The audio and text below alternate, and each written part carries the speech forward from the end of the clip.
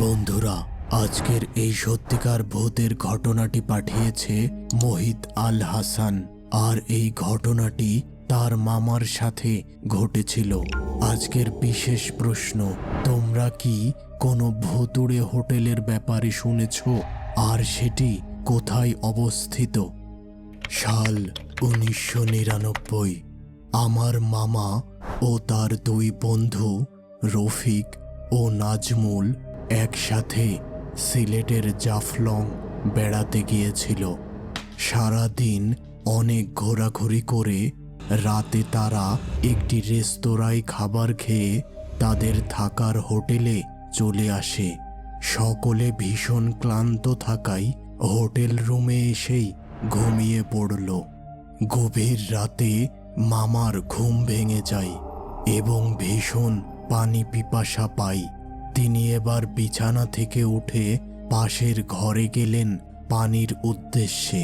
পানি পান শেষে তিনি লক্ষ্য করলেন তার পিছনে কেউ যেন এসে দাঁড়িয়েছে এবং তার ছায়া পাশের দেওয়ালে বোঝা যাচ্ছিল। তিনি ভাবলেন তার বন্ধুদের মধ্যে কেউ হবে।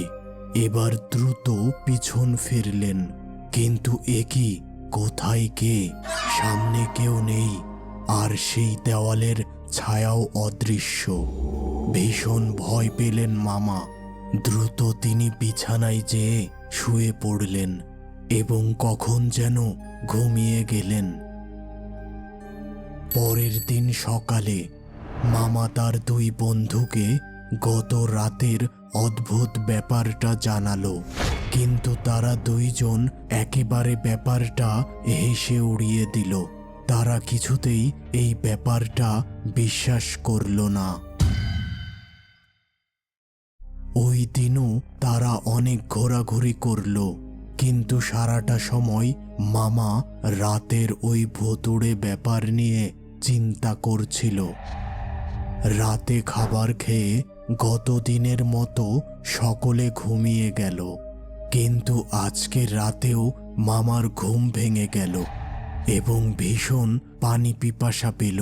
তিনি মনে মনে একটু ভয় নিয়ে পাশের ঘরে গেলেন পানি পান করার উদ্দেশ্যে। আর ঠিক গত রাতের মতো আজকেও পানি পান শেষে তিনি ওই ছায়াটিকে লক্ষ্য করলেন। এবার তিনি আস্তে করে পানির গ্লাস রেখে সোজা তার বিছানায় যেয়ে শুয়ে পড়লেন এবং কিছু সময় পর ঘুমিয়ে গেলেন। সকালে তিনি এবার সোজা ওই হোটেলের ম্যানেজারকে গত 2 রাতের ভুতুড়ে ঘটনা জানালেন। ম্যানেজার বেশ অবাক হলো, কিন্তু আসল ব্যাপারটা মামাকে জানাতে চাচ্ছিল না। অনেক জোড়াজুড়ি করে অবশেষে ম্যানেজার মামাকে সমস্ত ঘটনা জানালো। আর সেই ঘটনাটি হলো, প্রায় 10 বছর আগে এই বাড়িটি তখনও হোটেলে পরিণত হয়নি। এখানে এক নববিবাহিত দম্পতি বাড়ি ভাড়া নেন। তাদের মধ্যে প্রায়ই ছোটখাটো ব্যাপার নিয়ে ঝগড়া হতো। মামা যে ঘরে রাতের বেলা ভুতুড়ে ছায়া দেখেছিল, সে ঘরে একদিন মহিলাটিকে একটি গ্যাস সিলিন্ডারের সাথে বেঁধে ঘরের দরজা আটকে দেয় তার স্বামী। মহিলাটি অনেক চিৎকার করে তাকে বাঁচানোর জন্য, কিন্তু কেউ তাকে বাঁচাতে পারেনি। অবশেষে ওই ঘরে মহিলাটি মারা যায়। এর বেশ কিছু বছর পর এই বাড়িটিকে পর্যটক থাকার হোটেলে রূপান্তর করা হয়।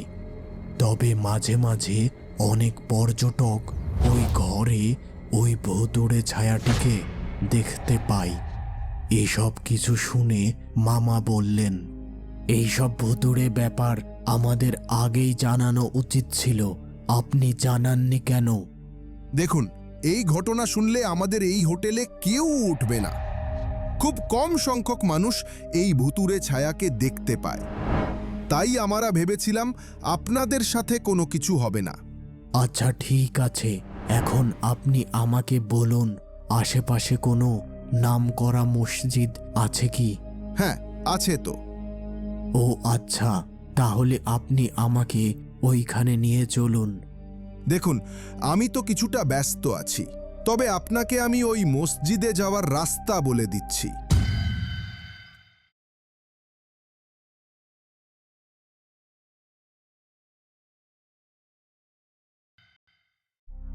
এবার মামা ম্যানেজারের কথা মতো মসজিদের উদ্দেশ্যে হাঁটা শুরু করেন।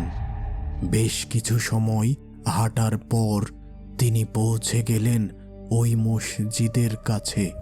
প্রথমে তার সাথে একজন বৃদ্ধ ব্যক্তির দেখা হলো এবং তিনি মামাকে জিজ্ঞাসা করলেন, তোমার কি সমস্যা হয়েছে আমাকে বলো। মামা তখন ওই বৃদ্ধটিকে সমস্ত ঘটনা জানালো। এবার তিনি বললেন, ও আচ্ছা, এই ব্যাপার, ঠিক আছে। তুমি এখন আমাদের ইমাম সাহেবের সাথে দেখা করো, তিনি তোমাকে সমস্যার সমাধান বলে দেবেন। এবার মামা ইমাম সাহেবের সামনে এসে হাজির হলেন। মামা কিছু বলতে যাবে এমন সময় তিনি বললেন, তোমাকে কিছু বলতে হবে না, আমি জানি তোমার সাথে কি ঘটেছে।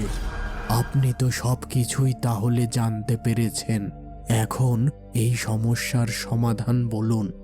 সমাধান হবে না, আমি জানি তোমার সাথে কি ঘটেছে।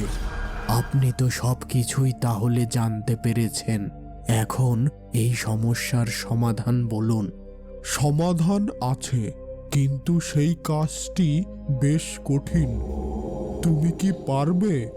হ্যাঁ, আমি পারবো, কারণ আমি আমার বন্ধুদের জীবনের ব্যাপারে ঝুঁকি নিতে রাজি না।